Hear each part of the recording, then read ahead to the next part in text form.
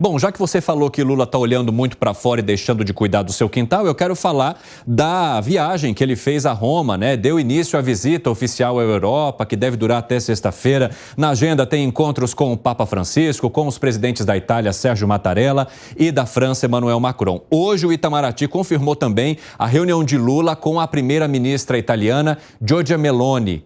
A parlamentarista é líder da direita italiana. E esse encontro foi marcado de última hora, já que estava descartado antes do presidente embarcar para a Europa. Aproveitando o que o Alan Gani colocou aqui para a gente anteriormente, Fábio Piperno, você acredita que o presidente está deixando de cumprir algo no seu quintal, olhando demais para os países lá do exterior?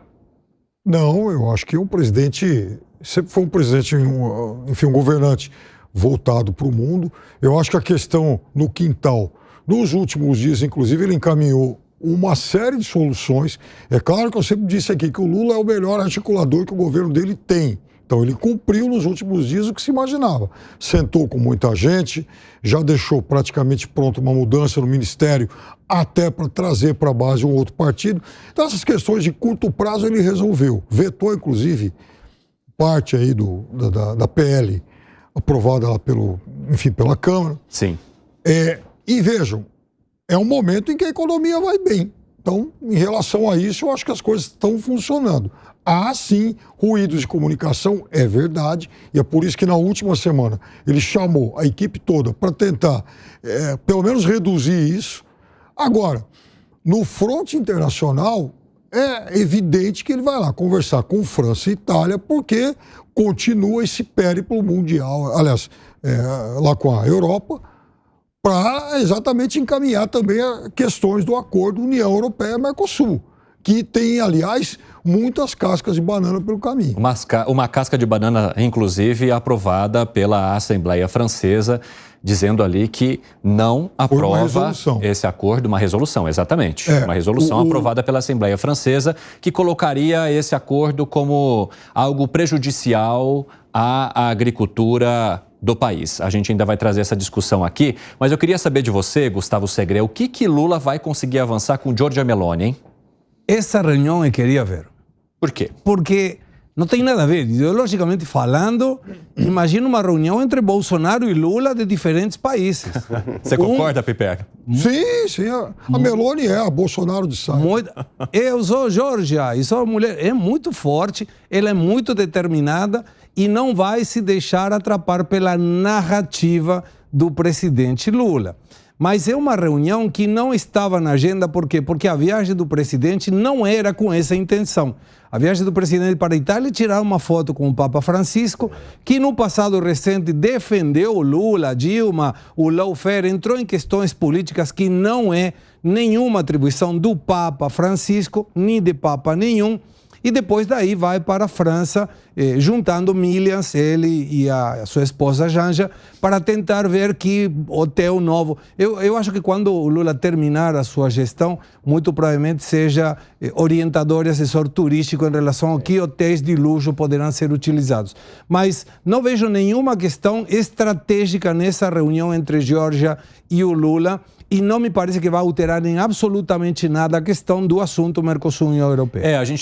Havia uma expectativa de que o encontro de Lula com representantes da União Europeia poderia levar ao avanço desse acordo Mercosul-União Europeia. Mas há ali, segundo informações do próprio governo, a necessidade do Brasil avaliar as contrapropostas governamentais, o que faria não avançar essa proposta agora. Como é que você vê, hein, Alan Gani? É bastante difícil avançar um acordo de livre comércio entre dois blocos. Por quê? Porque tem muitos interesses locais de países que você tem que conciliar. Então, por exemplo, para a França, o agronegócio é uma questão bastante importante. Talvez não seja assim para a Itália. Mas se a França não concorda, e que é um país membro e bastante importante, um dos principais da União Europeia, perdendo apenas para a Alemanha, isso acaba emperrando a negociação. Por isso que muitas vezes as negociações bilaterais entre países acabam funcionando mais do que essas negociações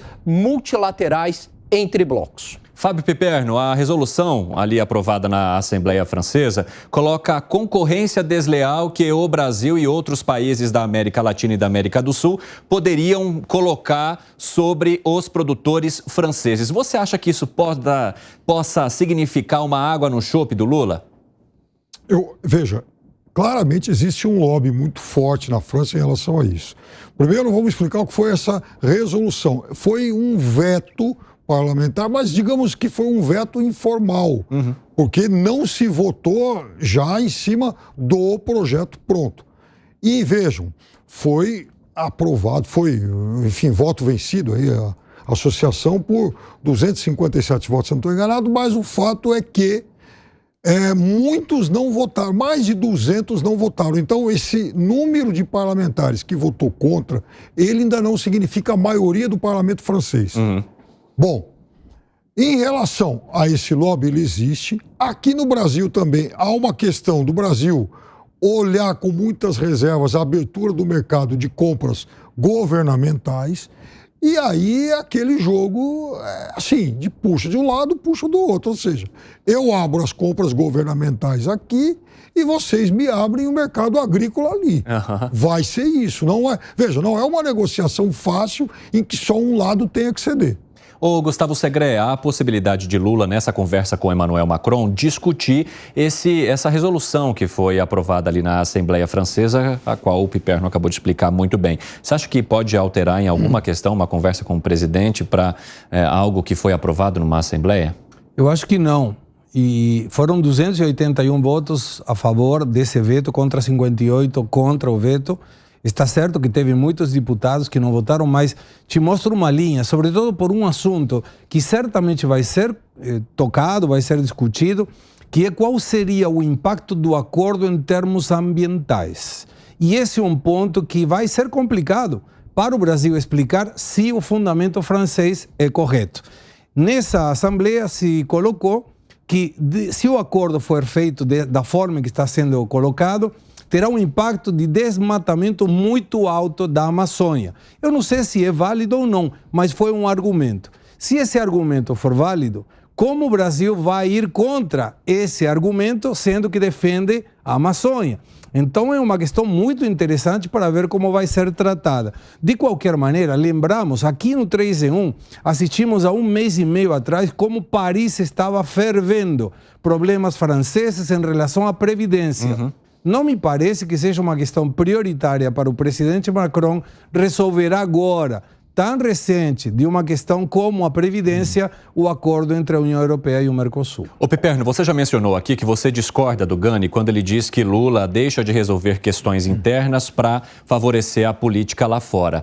Eu quero entender de você, então, se nada do que é necessário ser discutido aqui no Brasil acaba sofrendo ou perdendo algo com essas semanas que Lula tem passado no exterior. A exemplo do que aconteceu agora em relação à Caixa Econômica Federal. A decisão final só vai ser tomada quando ele retornar, ou seja, ao longo de todos esses dias, a gente vai ficar num limbo de decisão.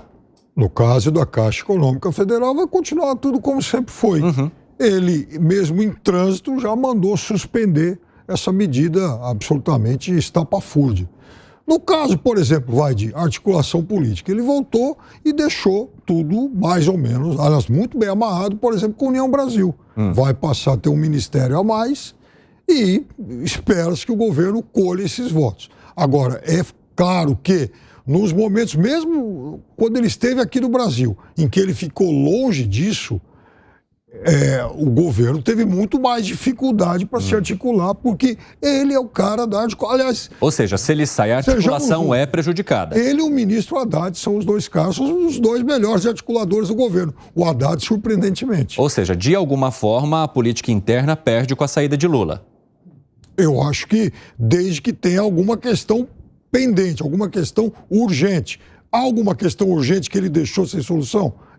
Piperno, eu não vi nada de concreto, show me the money, nessas viagens do Lula? Nada. Só tem intenções. É uma carta de intenções. Uma carta de intenções. É uma carta de intenções, por enquanto. Tem a viagem pra China. Mas só foi uma intenção. O que saiu de concreto ali? A relação comercial Brasil e China, ela já acontece organicamente, ela já acontece naturalmente, né? A China é o nosso maior parceiro comercial, já é o nosso maior investidor. A balança comercial aqui, Brasil e China, funciona muito bem. O que mudou nessa relação com a viagem do Lula para a China? Me parece que o Lula ele está meio deslumbrado, viajando, levando a janja para passear. Ele tem que ficar aqui e governar esse país, Piperno. Pela primeira vez na história do nosso lado ocidental das Américas, você tem isso, olha, vejam bem, primeira vez na história, você tem um governante de um país que, em menos de 6 meses de governo, ele já se encontrou e já foi visitar, já foi convidado para visitar todos os governantes das 10 maiores economias do mundo. Todos. Todo mundo tem procurado falar. Aliás, inclusive... E passou o vexame lá, né? Não passou. Até o Zelensky quer vir para cá agora. Baixados, o Papa quer falar com ele. Então, assim, veja, passou o vexame para a narrativa da oposição, da extrema-direita, mas de concreto ele continua com muito prestígio recebido por todo mundo. Segre, quero te ouvir para a gente arrematar esse debate. Vou te dar um exemplo. Piperno não esteve aqui 3 dias. O programa foi o mesmo? Talvez a audiência não nos abandonou por causa disso. Mas nós sentimos a falta do Piperno. É a mesma coisa. Quando o Lula sai, vamos lá, suponhamos por um minuto, não, e falo sério, teve gente que sempre te critica bastante, que ele falou, eu fico com saudade do Piperno. Por quê? Não é a mesma coisa, não é igual. Mas imaginemos que seja, por um minuto. Pô, pega o telefone, o presidente me coloca com a presidente da Caixa Econômica Federal, faz uma ligação, um videochamado e diga, me explica o que você está fazendo. Não precisa esperar a voltar, se for nessa linha da articulação, mas não é igual. O presidente pode viajar aonde quiser, é um direito dele, depois a eleição determinará se o eleitor está de acordo com isso ou não.